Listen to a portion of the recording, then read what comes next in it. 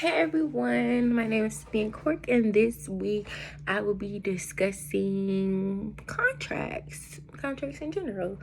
So, a contract I would like to touch up on that I'm currently in right now, one of them would have to be my leasing contract. So, while reading my leasing contract, it gives you all the information that you would possibly need with living in an apartment at Blanton Commons. So it gives you all the breakdowns on any additional fees that you would be charged, the price, what are the payments for certain things if you have a dog or a cat. So it breaks down everything that you would necessarily need for the apartment while living here. So while going through my lease, I actually skimmed through my lease and noted the most important things to me that I felt applied to me within the lease, and also things I should keep in mind while having the lease and also having additional roommates within my apartment. So while reading it, it discusses the rent and how they allow you to basically, between the rent is actually due on the first of each month that happens, and they give you between the first through the fourth to make your payments for your apartment, or your apartment.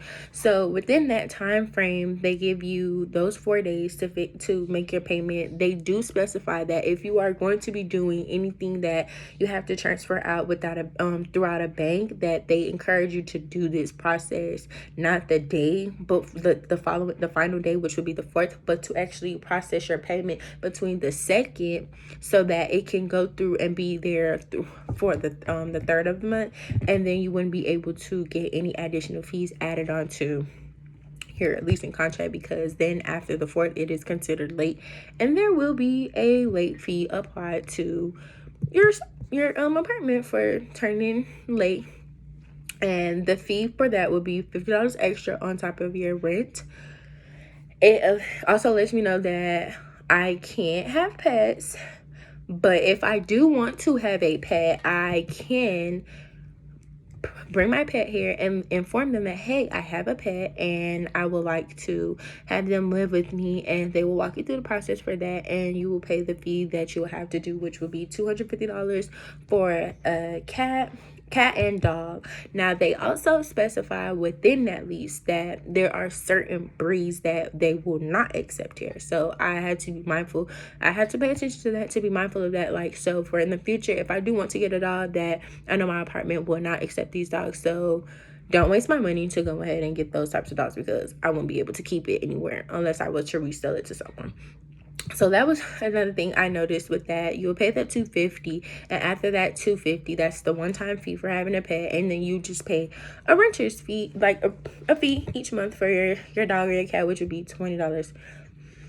Another thing within the contract is it mentions that you will have water included within your apartment, but I find myself paying overages and everything with having the apartment. So I was kind of like, why am I paying overages for it if it's already included with our rent? So that's another thing I had to learn, that I had to be mindful with using water, as well as my roommates use their water usage, and as well as the common area. So washing dishes, washing clothes, we will have to be mindful that, hey, there is a fee that will be added if we overuse these supplies. So we're given a $30 cap, basically, and if we go over that cap, then there are additional fees added onto there. So within that $30, if our overages were to be $60 for the month of April,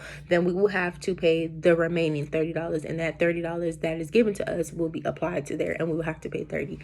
It's still a lot, but at least we were able to be given a certain amount to pay for that, basically like a little fee, like, okay, here's your money, use it for this if you go over. So yeah, that was pretty useful. But it was just like, if it was included when I first signed the contract, then why am I paying extra? So that's another thing. If I wanted to move out now, they allow you to move out, but they wanted you to pay half of your rent. So if I wanted to move out tomorrow, I would have to pay half of my rent up front. And that's a lot of money to pay up front if you want to move. They do allow you to go another route if you do want to move out by giving them a 60-day notice, letting them know, hey, like I'm gonna be moving out soon. It's not immediately, but I will be moving out, and I just wanted to inform you guys of doing that. And they can start the process out with that, and they will allow you to pay a smaller percentage rather than a bigger percentage with such the short notice and the sense of urgency at that moment. So that was another thing that I found really like, oh my god, within the contract, because it's just like that's a lot of money to spend. So it's really good to know that, okay, you're given a 60-day period to let them know, hey, I want to move out. So use that time to let them know ahead of time rather than feeling sorry later on and having to pay a larger fee. So that's just some of the ins and outs of my contract. I can go on and on for how many other things is within the contract, such as guests being here. It's a certain amount of days that they can be here, and if they see over 3 days of being in the apartment, spending the night here, like having a guest here, then you get a fine for having a guest here for multiple days.